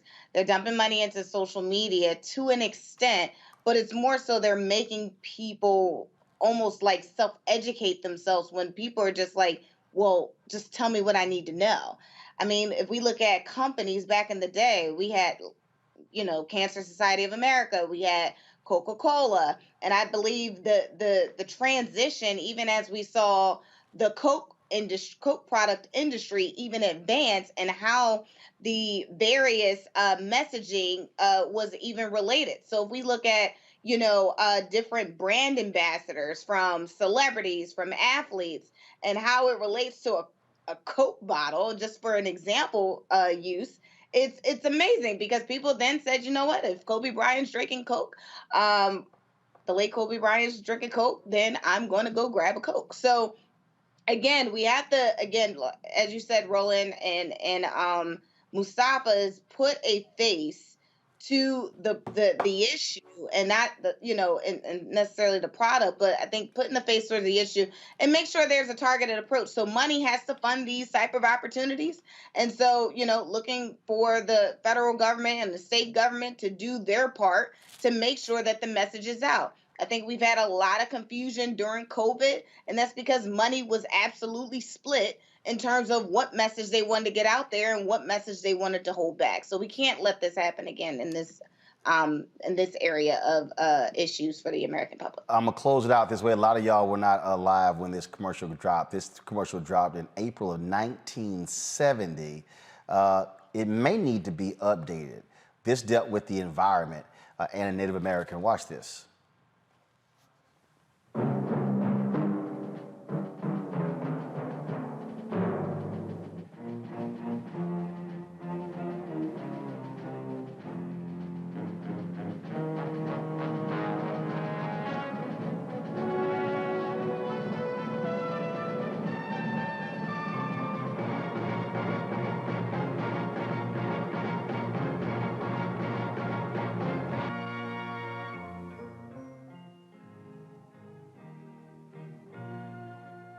Some people have a deep, abiding respect for the natural beauty that was once this country. And some people don't. People start pollution. People can stop it. Michael, that was called the crying Indian. I know you mentioned you were trying to date all of us on the commercial, but I actually barely remember it. Let me just put it that way. I barely remember it. But I also remember... Michael, how old are you? I don't want to say. I've been lying about my age so much, I really don't know how. No, I bet you remember that commercial more than the three of us do. what was I born? I was born in the late 60s. Mike, this commercial was April 22nd, 1970. I know. I was barely speaking at the time. But also, I do remember the Smokey the Bear commercials as well, which talked about fires and being careful when you're out in the woods. And those were, more in the 70s and 80s. But you're right, these kind of public service commercials, I don't know how, I guess we'd have to see whatever the study was 10 or 15 or 20 years or 30 years later to see if those commercials made a difference to people or not. I'm not sure. All right, folks, got to go to a break. We come back. Did y'all see this video where Wisconsin Senator Ron Johnson just got schooled? Oh, my God. It's a delectable video. We'll show it next on Roland Martin Unfiltered. Oh, that spin class was brutal. You can try using the Buick's massaging seat. Ooh, yeah, that's nice. Can I use Apple CarPlay to put some music on? Sure, it's wireless. Pick something we all like. Okay, hold on. What's your Buick's Wi-Fi password? Buick Envision 2021. Oh, you should pick something stronger. That's really predictable. That's a really tight spot. Don't worry, I used to hate parallel parking. Me too. Hey. Really outdid yourself. Yes, we did. The all-new Buick Envision, an SUV built around you, all of you. Once upon a time, there lived a princess with really long hair who was waiting for a prince to come save her. But really, who has time for that? Let's go. Feeling myself. I'm feeling She ordered herself a ladder with Prime one-day delivery, and she was out of there. I want some hood girls looking back at it and a good girl in my tax bracket. Now, her hairdressing empire is killing it. And the prince? Well, who cares? Prime changes everything. I'm Chrisette Michelle. Hi, I'm Chaley Rose, and you're watching Roland Martin Unfiltered. All right, y'all. You know, it's always interesting to watch these congressional hearings where you have these folks. We're going to try to get to guess. Well, Senator Ron Johnson of Wisconsin, he thought he was really going to put this law professor in her place. But he didn't quite know what to expect when she fired back about the issue of social media being biased against folks on the right. This, folks, is just gorgeous. I'm just pushing back and challenging the fact that this is, something that is fomenting right-wing conspiracies and highly advantageous to the conservative movement. I would say, if anything, it's more likely it's from a political realm, advantaging left-wing ideology. But again, I'll come right back to, we have a Constitution that protects free speech. Who is going to regulate that fairly in an unbiased fashion? It's just not possible. And along the way, we're violating people's constitutional rights. Anybody want to just take a stab at that? I would be one? happy to respond to that. That yes, we do have a First Amendment. We do have a right to free speech, but we also know, of course, that private companies are not obligated under the First Amendment to take all comers. They are allowed to make their own decisions about what is considered to be high quality or low quality content. They can make any number of decisions, and I think we would applaud them in many cases to make those decisions. As we were talking about just before in terms of non-consensual pornography, I, for one, am very happy that Facebook has made the decision to say that that is not welcome on their platform. When it comes to the questions of conservative versus liberal bias, this is not a preconceived notion that I am suggesting here. This is not about intuitions or impressions, although I know that those can go in many different directions. This is about what the data actually suggests. The data actually do indicate that right-wing content is more amplified on these social media platforms than left-wing content, and that right-wing content is more disproportionately associated with real-world violence. Not hurt feelings, not people being upset, but in fact actual violence, actual armed insurrections, actual notions of terrorism and anarchy. Thank you, Mr. Chairman. Thank you, Senator Johnson. Senator Ossoff, you are recognized for your questions. Thank you, Mr. Chairman. Ms. O'Neill, based upon your experience reviewing the algorithms underpinning many of these. That's called Miami law professor Mary Ann Franks just spanked my ass. And Teresa, I gotta go because I just got embarrassed. He went to the back to talk to the technical guys like, hey, I need you to cancel this footage right away. But look, Dr. Franks did exactly what's supposed to happen during these hearings, is to educate, because a lot of times, staffers are not prepping their elected officials to the fullest extent of the questioning. They give them the questions, but don't really receive the answers. And about time it's time to go out there on the main stage and, Dr. Franks was ready to educate him. He just wasn't ready. And again, if you're not in that space, then how are you able to even articulate what you would like to do post that hearing? They always want to play the gotcha moment here, Mustafa, and she just go sit your ass down, Ron Johnson. Yeah, you may remember, when your grandparents used to say, I'm about to take you to the woodshed. That's exactly what just happened to Ron Johnson. He should have known better than to even ask that silly ass question, but he decided to.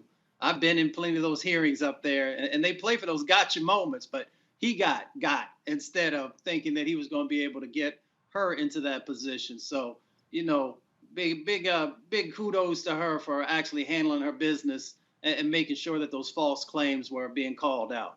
Well, but they love playing the victim, Michael. Oh, they're attacking us. When the numbers show Facebook illuminates right-wing stuff. You go to the top 10 most shared stuff, it's Dan Bongino, it's Ben Shapiro, it's Breitbart. We know how they play the algorithm game. It's like, stop it. I say this all the time. Conservative victimhood is like, everyone's always against us. Give me a break. Well, I just like how Dr. Franks couldn't wait to answer the question. And I think she said, oh, I'll handle this one. And she did handle it, obviously. But, you know, Ron Johnson, just like a lot of these wacko right-wing Republican elected officials, they're really performing for both one person and a particular base. And I'm sure that, you know, I don't follow him on Twitter, but I bet he sent out a tweet. Yeah, I took it to Dr. Frank. I stood up to her and I told her what was what. And, you know, that because they don't care what we think, they being the Ron Johnsons of the world. They just care what that one person who used to be president thinks and his little base. And so that's, you know, that's what that's about. And I'm glad Dr. Franks set him straight enough he had to leave. Yeah, he had to say, yeah, I gotta go. All right, I gotta go to a break. We come back, we're gonna talk the nation's largest black-owned bank and a new card they have. Next in Roland Martin Unfiltered.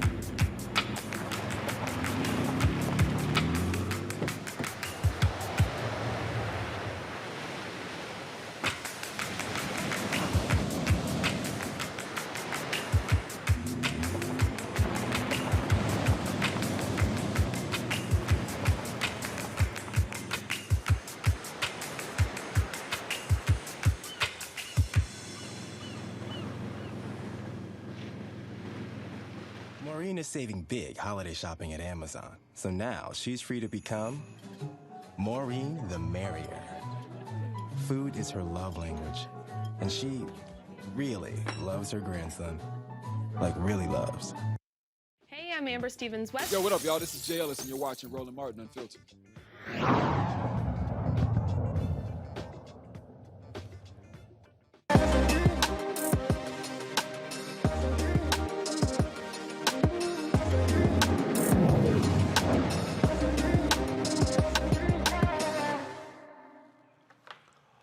All right, folks, One United Bank is the nation's largest black-owned and FDIC-insured bank. The bank's connection to the original Black Wall Street and civil rights goes back generations through its chairman and CEO, Kevin Cohey, whose great-grandfather won 40-acre allotments for freedmen. Those allotments fueled black wealth in Tulsa, Oklahoma. He's here to explain how One United Bank is continuing its legacy with its new Greenwood debit card. He's coming to us from Chicago. So, Kevin, glad to have you here. So what is this Greenwood debit card? What's the basis of it? Well, the foundation is to build on the success we had in Tulsa, Oklahoma with the Greenwood community. As you know, that's the best example of what Black people can do when given a fair opportunity. It's the only place in the country where we got our 40 acres and a mule. And because we got that 40 acres and the mule, we had the wealth to build out Greenwood, which is an example of what Black people can do when given a fair opportunity. So what will this debit card actually do? it will magnify the success that Black people had in Greenwood by 1,000,000 times. That's why we call it the new Black Wall Street.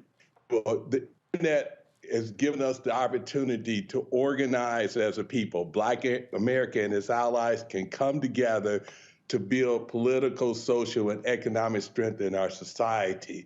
We've always known, our leadership has known, at least back to slavery, the importance of us being organized in terms of affecting change in society. We just could never do it.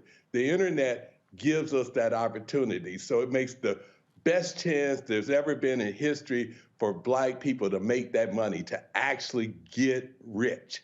This card brings us together. It's a framework for bringing Black people and their allies together so we can do everything from share information to become more financially literate. One of our goals is to make financial literacy a core value in Black America.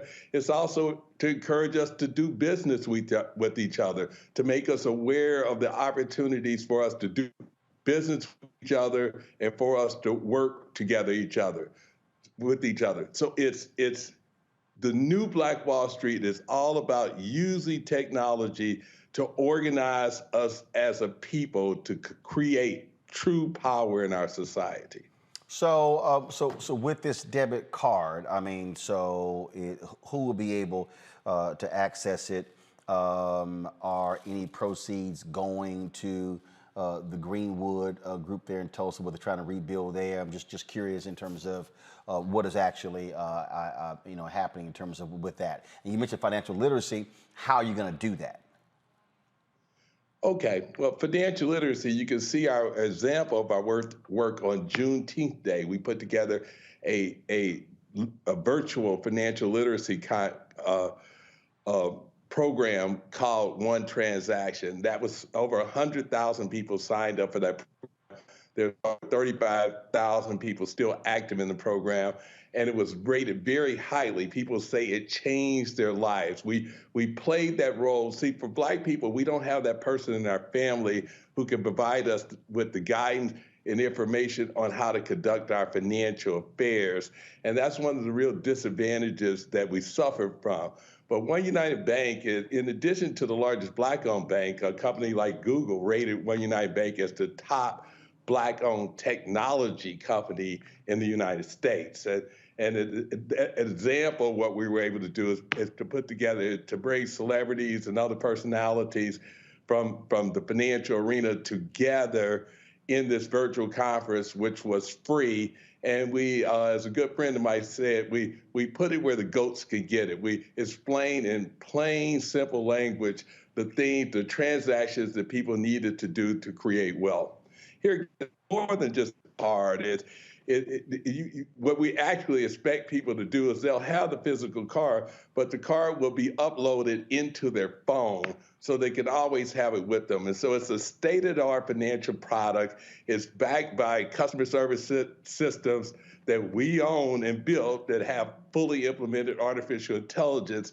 So it gives a Black person all the services you would get from the state-of-the-art financial services provider. So everything from getting paid 2 days early to auto-save programs to elaborate award programs to bill pay programs, all of that technology built into your day-to-day life and designed in a way which is to give you the information so you can get rich yourself. It also allows us to do organized participation in everything from political objectives, i.e. you want to raise money for a particular candidate, as an example, to participating in the build out of all kinds of projects. So it's One United Bank is a FDIC insured financial institution that provides you with all the benefits and access to modern financial services, but also acts as an advocate. And really, I'm carrying on the work of my great-great-grandfather and bringing the ideas and concepts and tools for building the new Black Wall Street to Black America today.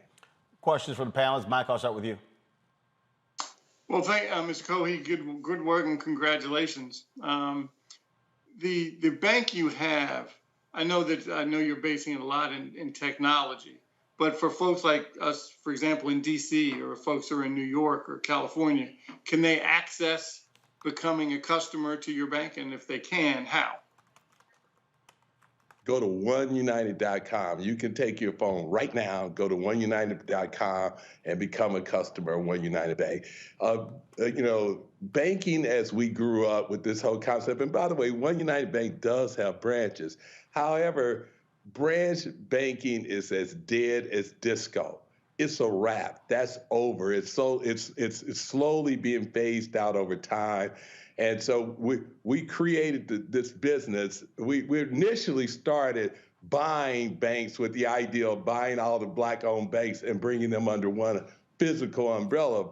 But with technology clearly won out, and financial services are going to be provided by technology, and you'll start to see more and more things that you've never seen before, like the opportunity to refinance your mortgages one or more times per month, if you will, because of the access to different opportunities. Technology is creating a whole new world of financial products. We're encouraging our community that we have to understand how to be effective. To be effective in life, we have to embrace technology. You have to embrace technology because there's so many tools and opportunities that are simply not going to be available in a non-technology driven world. Mustafa? First of all, thank you for what you're doing. There is a huge amount of folks who are vying for customers and investors. I'm curious, if 1 million Black folks decided to open accounts with your institution, would that then also increase the opportunity for more capital for those who want to start their own businesses or who want to be able to take out a loan? So how does that help?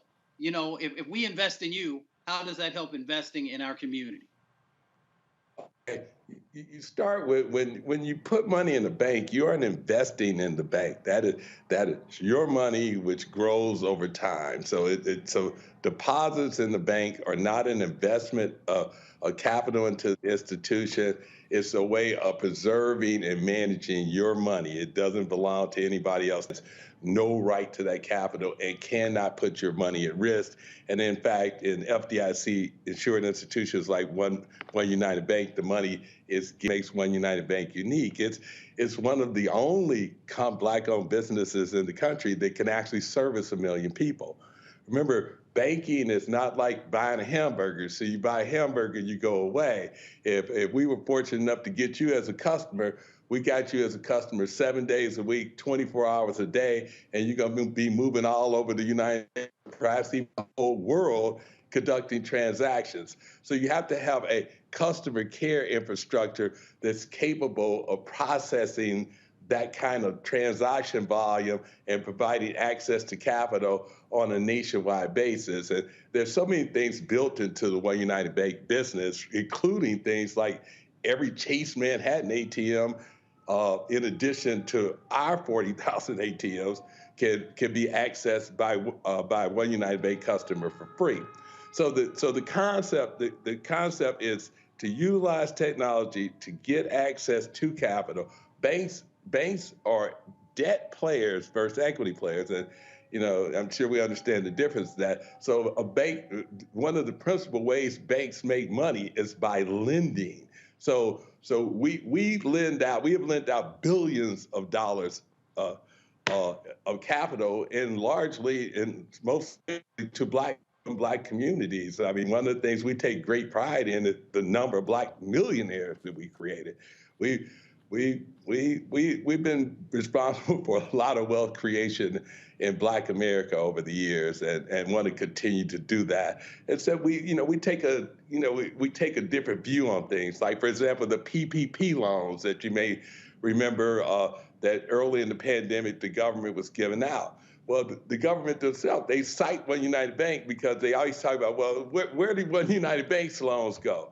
Well, our first loan went to a single mother of 7 who drives Ubers.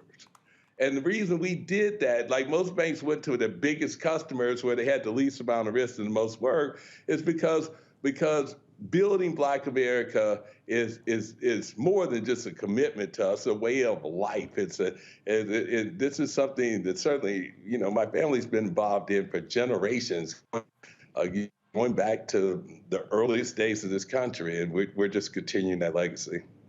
Teresa? Kevin, one, thank you so much for opening up this online platform. I'm located here in Philadelphia, where we had the first United Bank of Philadelphia, branch location with 13 ATMs. I know, this vision of opening this online digital bank just didn't come out the blue. So tell me about your great-great-grandfather and his ties to Tulsa. Well, Charles Cohee Jr., they called him Chaz. His father was also a great man, as was his father's father. But what's most notable about Charles Cohee is his role in negotiating getting the 40 acres and a mule. As I know, all Black Americans were promised 40 acres and a mule as compensation for the injustice that was done to us in slavery. Now, what Greenwood stands for more than anything else, in my view, is if they would have gave us the 40 acres and a mule, we wouldn't have any problems we had today. It's not we need anything for you or that you're smarter than us. You all just never gave us the resources. White America systematically deprived us of the opportunity for success. First, slavery ends. What do? You give us no money, no education. Instead, what do? Create laws and other obstacles to us being successful as a people. But Greenwood stands in stark contrast to that phenomenon. Greenwood had 2 newspapers, it had theaters, it had banks, it had every kind of profession. Dollars circulated in Greenwood 35 times. And it's through the circulation of dollars in a community of people working together to share their collective resources that creates a wealth in and of itself. And so the idea is to take that model off that success, as we say, fast forward 100 years. That happened 100 years ago. Fast forward 100 years. Let's build a new Wall Street. We got technology. We have the experience. We have the will. We have the resources. Black Americans are cultural leaders of the world. And if we can get a fair opportunity to effectively participate in society, for us to act in concert where the real benefit is. I mean, as you know, the whole social movement, just think about it, okay? The incident down in Georgia where the young Black man's running through a white neighborhood and gets killed by some vigilantes. That's nothing new. That has happened since we got here in the 1600s. But technology, through things like social media, brought justice, or is bringing justice to that situation. Same thing with the situation with George Floyd up in Minneapolis, Minnesota. Urban community, road police kills innocent Black men. They thought that wasn't even a crime. But today's world, today's technology is allowing for us to attain justice in those kind of situations. And this, in America, it's changing America. It's doing what intellectuals would call perfecting our democracy. The whole dream of all men and women being created equal with the opportunity for liberty and justice for all becoming a reality. That's where we are. And now we got to get our money game tight. We have to learn the skill sets necessary to understand business problems, to understand legal problems, to understand how they work together to create value and change and opportunity. All right, Kevin Cohee, One United Bank. We certainly appreciate it. Thank you so very much with your Greenwood debit card. Thank you. Thank you, man. You have to let me borrow that tracksuit there you got. Well, Astros playing Game 6 tonight, so I got to represent the hometown team. Looking for them beating Atlanta Braves and forcing the Game 7. All right. All right, appreciate it. Thanks a lot. Very much. All right, take care. All right, folks, going to go to a quick break. We'll be back with this racist judge out of Alabama. Even white folks in Alabama said he too racist for us. Roland Martin Unfiltered on the Black Star Network. Oh, that spin class was brutal. Well, you can try using the Buick's massaging seat. Ooh, yeah, that's nice. Can I use Apple CarPlay to put some music on? Sure, it's wireless. Pick something we all like. Okay, hold on. What's your Buick's Wi-Fi password? Buick Envision 2021. Oh, you should pick something stronger. That's really predictable. That's a really tight spot. Don't worry, I used to hate parallel parking. Me too. Hey. Really outdid yourself. Yes, we did. The all-new Buick Envision, an SUV built around you, all of you. Betty is saving big holiday shopping at Amazon. So now, she's free to become Bear Hug Betty. Settle in, kids. You'll be there a while. Ooh, where you going? Hi, I'm El DeBarge. Hey, yo, Peace World. What's going on? It's the Love King of R&B, Raheem Devon, and you're watching Roland Martin, Unfiltered. No charcoal grills are allowed. I'm white. I got you, bro. Illegally selling water without a permit On my property. Whoa! Hey! Give us your right. You don't live here. I'm uncomfortable. Well, a white Alabama judge lost his job for his racist and sexist remarks online and to staffers. All right, y'all. Trump supporter Randy Jinks is out of a job after ridiculous comments like asking a black staffer, "Did you sell drugs?" when the staffer purchased a new car. Staffers accused him of using profane language and going on tirades. He read out a Black Lives Matter meme stating, "You sons of bitches are going to need something to burn down after Trump gets reelected for a second term, sons of bitches." He also said George Floyd, quote, "got what he deserved after being killed by ex-cop Derek Chauvin." Must be something, Mustafa, when white folks in Alabama say, "Damn, he too racist for us." Yeah, he took it way over the top. But we laugh about it, but then we got to deal with the reality that this is a judge. So his biases are playing out in his decision making, which impacts everyday people's lives, making a decision maybe if you're going to jail for 10 years, 20 years, or 30 years. So I'm glad that folks actually woke up and said, this person, he cannot play a role here in Alabama any longer. Teresa, look, this is a judge. Look, now the question is, are they going to review all cases? That would be the responsible thing to do, but who knows? I think, sometimes they just think it's enough that somebody just got fired without looking at the biasness that they did in their past that ultimately trumped up what was going on in the future. So, I hope they do their due diligence, but again, we don't know at this point. Michael. No, what Mustafa said is what concerns me the most. He obviously has these biases when he's on the bench, and who knows what kind of decisions he's made relative to black defendants, to black companies, just to black folks or people of color. It's just, I agree with you. It's just great when white folks say enough is enough to somebody. They're way over the top, and clearly he is. Yeah, he was absolutely over the top. All right, folks, so since Coca-Cola acquired Body Armor's sports drink brand, Kobe Bryant's estate will bank a whopping $400 million. Coke paid $5.6 billion for the remaining 85% of the sports beverage company. In 2018, Coke originally bought a 15% stake in the Body Armor. And in 2014, Kobe bought 10% ownership of Body Armor for $6 million. And according to CBS News, the $5.6 billion purchase will net Bryant's estate at least $400 million. Atlanta-based Coca-Cola will manage the Body Armor brand as a separate business and continue to be based in New York. That is a huge deal, and that's where we talk about how you create generational wealth, Mustafa.